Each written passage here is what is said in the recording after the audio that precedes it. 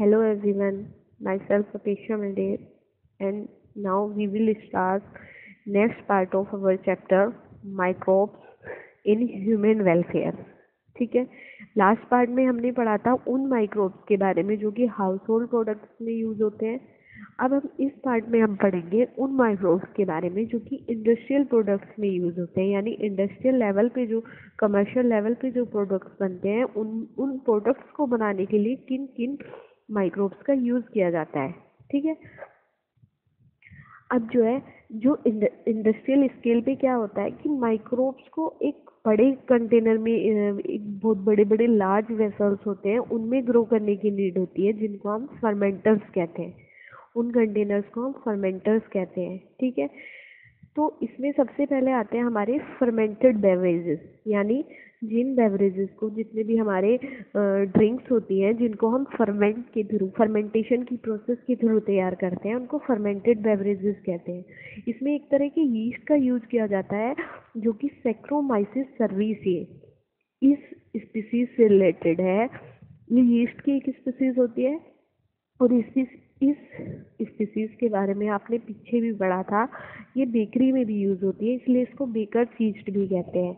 यहाँ पे ये हमारे बेवरेजेस को बनाने में यूज़ होती है, तो इसलिए यहाँ पे इसे ब्रूअर्स यीस्ट कहा गया है। ठीक है। ये इस यीस्ट का काम क्या होता है, ये जितने भी हमारे माल्टेड सीरियल्स होते हैं और फ्रूट जूसेस होते हैं, ये उनको फर्मेंट करती है। यानी हमारे फ्रूट जूसेस में और माल्टेड सीरियल्स जो होते हैं इनमें शुगर प्रेजेंट होती है, तो ये शुगर को इथेनॉल या इथाइल अल्कोहल में कन्वर्ट करते हैं। ठीक है। अब माल्टेड सीरियल्स क्या होते हैं, जितने भी हमारे अनाज होते हैं इनको कुछ टाइम के लिए भिगो के रख दिया जाता है, जिससे ये जर्मिनेट होने लगते हैं।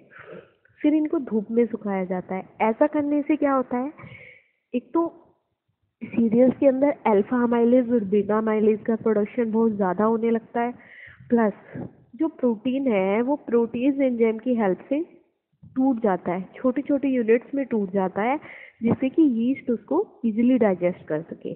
ठीक है।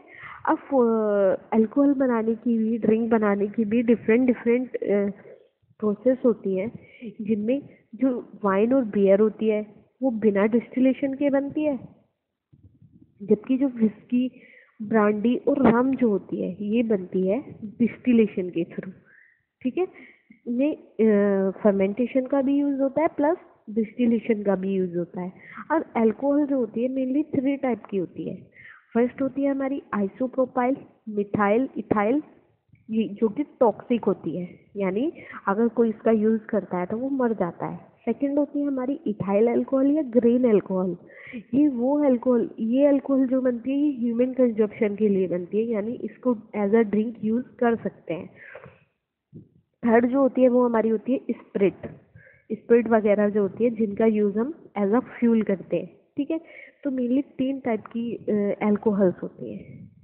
नेक्स्ट हम बात करेंगे एंटीबायोटिक्स की। एंटीबायोटिक्स, सबसे पहले तो ये जानना जरूरी है कि एंटीबायोटिक्स क्या होती है। एंटीबायोटिक्स जो है ये कुछ केमिकल सब्सटेंस होते हैं जो कि माइक्रोब्स की बॉडी से प्रोड्यूस होते हैं, या हम कह सकते हैं कि माइक्रोब्स इनको प्रोड्यूस करते हैं, इन केमिकल एजेंट्स को या इन केमिकल सब्सटेंसेस को। ये जो केमिकल सब्सटेंस होते हैं ये हमारी बॉडी के अंदर जो डिजीज कोजिंग माइक्रोब्स है, डिजीज कोजिंग एजेंट जो होते हैं, उनको या तो मार देते हैं या फिर उनकी ग्रोथ को कम कर देते हैं। ठीक है। इसलिए इनको एज अ मेडिसिन भी यूज किया जाता है। सबसे पहली जो एंटीबायोटिक डिस्कवर हुई थी वो हमारी हुई थी पेनिसिलिन। पेनिसिलिन सबसे पहली एंटीबायोटिक थी जो कि बाय चांस डिस्कवर हुई थी, और इसको डिस्कवर करने वाले साइंटिस्ट थे हमारे अलेक्जेंडर फ्लेमिंग। अलेक्जेंडर फ्लेमिंग जो थे वो एक बैक्टीरिया पे काम कर रहे थे जिसका नाम था स्टेफिलोकोकाई बैक्टीरिया। ठीक है। तो उन्होंने अपनी कल्चरल प्लेट जो थी उनकी, उसको ऐसे ही बिना धोए छोड़ दिया था। तो उन्होंने देखा कि उसमें एक मोल्ड, एक फफूंद जैसा कुछ ग्रो हो रहा है, जैसे फफूंद होती है, फफूंद लग गई थी उसमें। तो उन्होंने देखा उस फफूंद के चारों तरफ का जितना भी एरिया था उसमें स्टेफिलोकोकाई ग्रो नहीं कर पाया था, यानी स्टेफिलोकोकाई की ग्रोथ को उसने रोक दिया था। तो उन्होंने देखा कि इस मोल्ड में से केमिकल प्रोड्यूस हो रहा है जिस केमिकल को उन्होंने पेनिसिलिन नाम दिया, और उन्होंने पाया कि ये जो मोल्ड है ये पेनिसिलियम नोटेटम है, यानी ये एक तरह का माइक्रोब है जिसको उन्होंने पेनिसिलियम नोटेटम नाम दिया। अब जो पेनिसिलिन के फंक्शन थे, अलेक्जेंडर फ्लेमिंग उसको डिस्क्राइब नहीं कर पाए थे। इवन उन्हें नहीं पता था कि इसके ये फंक्शन होते हैं या ये एज एन एंटीबायोटिक काम करती है। तो इसके जो फंक्शन सबसे पहले बताए वो बताए अर्नस्टेन और हार्वर्ड ने। अर्नस्टेन और हार्वर्ड फ्लोरे, ये दो हमारे साइंटिस्ट थे जिन्होंने इसके पूरे पोटेंशियल इफेक्टिव को बताया। उन्होंने बताया कि ये जो एंटीबायोटिक है ये कुछ डिजीज को क्योर करने में यूज की जाती है, जैसे काली खांसी, प्लेग, डिप्थीरिया, कुष्ठ रोग। ये कुछ ऐसी डिजीज होती है जिनको क्योर करने के लिए एंटीबायोटिक्स का यूज किया जाता है। ठीक है, नेक्स्ट हम बात करेंगे एंजाइम्स की, कि कुछ ऑर्गेनिक एसिड, अल्कोहल, एंजाइम्स और बायोएक्टिव मॉलिक्यूल्स होते हैं जो कि माइक्रोब्स की हेल्प से होते हैं, यानी जिनको माइक्रोब्स प्रोड्यूस करते हैं।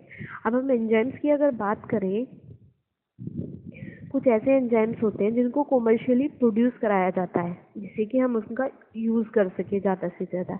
जैसे कि लाइपेज एंजाइम होता है। लाइपेज का जो यूज़ होता है वो लॉन्ड्री में यूज़ होता है, यानी एक तो एज अ डिटर्जेंट भी इसको यूज़ करते हैं, और दूसरा लॉन्ड्री में, यानी कपड़ों पे जो ऑयल वगैरह के स्टेन लग जाते हैं उनको रिमूव करने में इसका यूज़ किया जाता है। ठीक है, नेक्स्ट होते हैं हमारे पैक्टिनेज और प्रोटीज एंजाइम। इनका यूज़ बोतल जूसेस में किया जाता है, इनको बोतल जूसेस के साथ मिक्स कर दिया जाता है। थर्ड आता है हमारा स्ट्रेप्टोकाइनेज। ये भी एक तरह का एंजाइम है जो कि स्ट्रेप्टोकोकस बैक्टीरियम से मिलता है। इसका यूज़ होता है क्लोट बस्टर में, क्लोट्स को रिमूव करने में। यानी कुछ पेशेंट ऐसे होते हैं जिनको मायोकार्डियल इन्फेक्शन हो जाता है, यानी जिनकी जो ब्लड वेसल्स है वो ब्लॉक हो जाती हैं, जिससे कि हार्ट मसल्स को प्रॉपर ब्लड नहीं मिल पाता है। तो इस ऐसा होता किस लिए है? ऐसा होता है कि उनकी जो ब्लड वेसल्स होती हैं वो ज़्यादा थिक हो जाती है, प्लस उनमें ब्लड की क्लोटिंग बनने लगती है। तो उस क्लोटिंग की वजह से वो जो ब्लड वेसल्स हैं वो ब्लॉक हो जाती है। तो उन क्लोट्स को रिमूव करने के लिए हम स्ट्रेप्टोकाइनेज एंजाइम का यूज़ करते हैं, क्योंकि इसमें ऐसी प्रॉपर्टी होती है जो कि क्लोट्स को रिमूव कर सकती है या क्लोट्स को ख़त्म कर सकती है। नेक्स्ट है, ये हमारे कुछ ऑर्गेनिक एसिड्स जिनके बारे में हम बात करेंगे जो हमें कुछ माइक्रोब से मिलते हैं। सबसे पहले अगर हम देखें, जो होता है हमारा सिट्रिक एसिड। सिट्रिक एसिड जो मिलता है हमें वो एस्परजिलस नाइगर से मिलता है। ये एक तरह की फंगस होती है। सेकंड है हमारा एसिटिक एसिड। एसिटिक एसिड हमें मिलता है एसिटोबैक्टर एसिटाई से। ये बैक्टीरिया की एक स्पीसीज होती है। फिर नेक्स्ट आता है हमारा ब्यूटायरिक एसिड। ब्यूटायरिक एसिड हमें मिलता है क्लोस्ट्रीडियम ब्यूटाइलिसम। ये एक तरह का बैक्टीरिया ही होता है, ये उससे मिलता है। नेक्स्ट है लैक्टिक एसिड। लैक्टिक एसिड मिलता है हमें लैक्टोबैसिलस से। ये भी बैक्टीरिया की एक स्पीसीज होती है जो आप पीछे भी पढ़ चुके हो। इसको हम LAB यानी लैक्टिक एसिड बैक्टीरिया भी कहते हैं, जो कि मिल्क को कर्ड में कन्वर्ट करता है। नेक्स्ट है हमारा सैक्रोमाइसिस सर्विसे, जिसको हम बेकर्स यीस्ट भी कहते हैं क्योंकि ये बेकरी में यूज़ होता है। और इसको हम ब्रूअर्स यीस्ट भी कहते हैं क्योंकि ये बेवरेजेस को प्रोड्यूस करने में यूज़ होता है। और इससे जो प्रोडक्शन होता है, इससे जो हमारा ऑर्गेनिक एसिड प्रोड्यूस होता है वो होता है इथेनॉल। ठीक है, नेक्स्ट हम बात करेंगे बायोएक्टिव मॉलिक्यूल्स की, कि हमें माइक्रोब से कौन कौन से बायोएक्टिव मॉलिक्यूल्स मिलते हैं। सबसे पहले हमारा साइक्लोस्पोरिन ए। ये एक तरह की फंगई से मिलता है जिसका नाम है ट्राइकोडर्मा पोलीस्पोरम।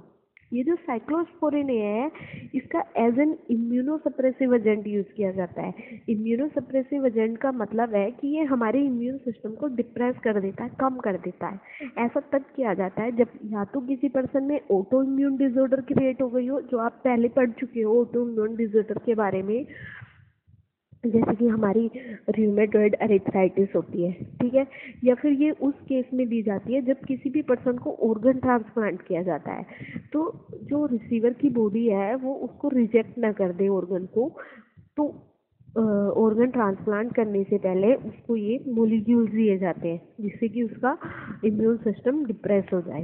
ठीक है, नेक्स्ट है हमारा स्टेटिन। स्टेटिन जो है ये मिलता है हमें मोनोएस्कस परप्यूरस यीस्ट से। स्टेटिन जो हमारा स्टेटिन है इसका यूज होता है हमारे ब्लड में कोलेस्ट्रॉल के लेवल को कम करने के लिए। इसको ब्लड कोलेस्ट्रॉल लोअरिंग एजेंट भी कहते हैं। जब भी हमारे बॉडी में कोलेस्ट्रॉल बहुत ज़्यादा बनने लगता है, ब्लड में कोलेस्ट्रॉल का लेवल बढ़ जाता है, तभी इस बायोमोलिक्यूल को दिया जाता है। ये बायोमोलिक्यूल उन एंजाइम्स को एक्टिविटी को रोक देता है, इनहिबिट कर देता है, जो कि हमारी बॉडी में कोलेस्ट्रॉल का सिंथेसिस करते हैं। ठीक है,